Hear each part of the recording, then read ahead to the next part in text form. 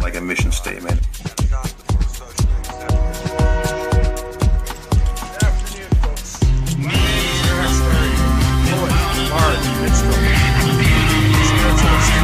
And this is the encouragement showcase.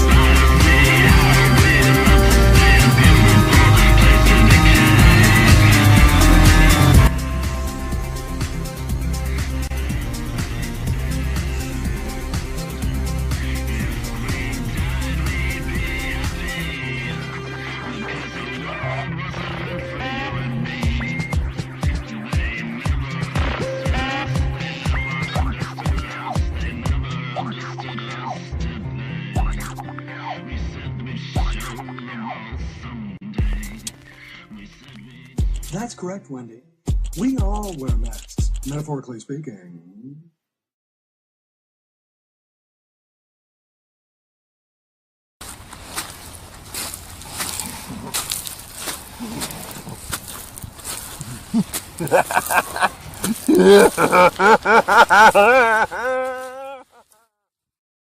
The streaming on the internet, people downloading movies, basically.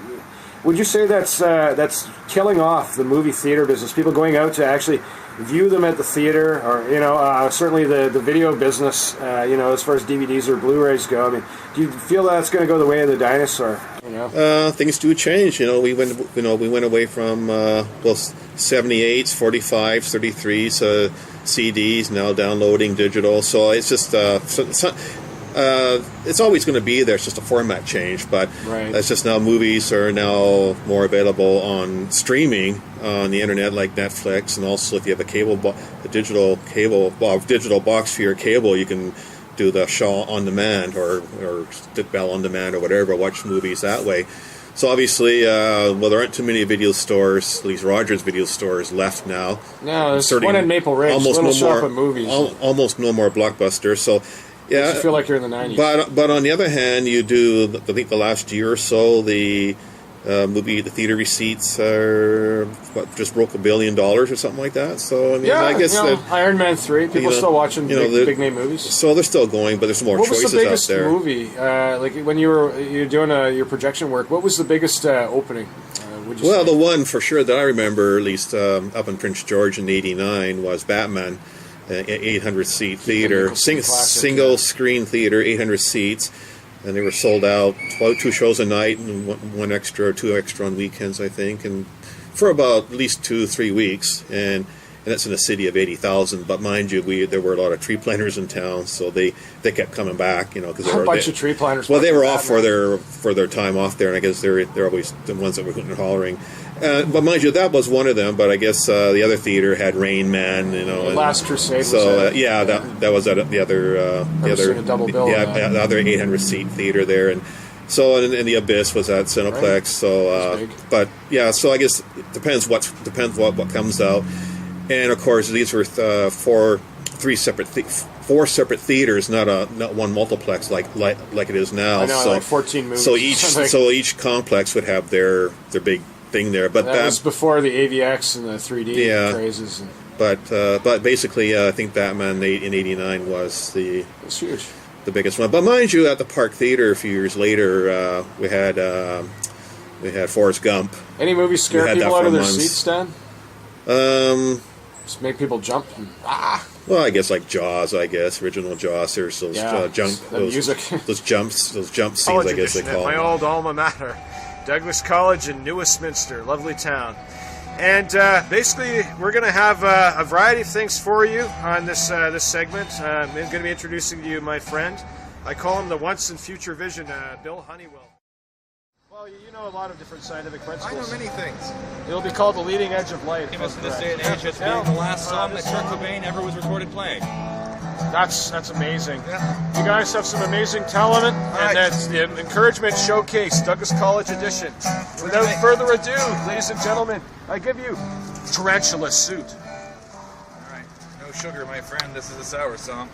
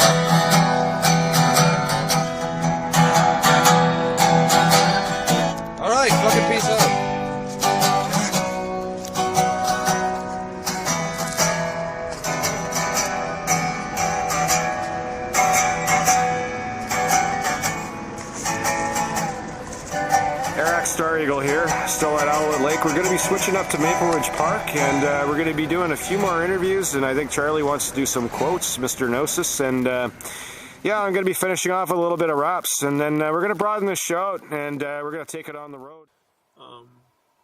Introduced to me by my friend Danny Hung, who I went to St. Thomas More High School with, and then went to SFU with, and had some of the same classes. He was an inspiration to you. He was an inspiration in the fact that I went over to his house once, and he says he always has these thoughts that he writes down.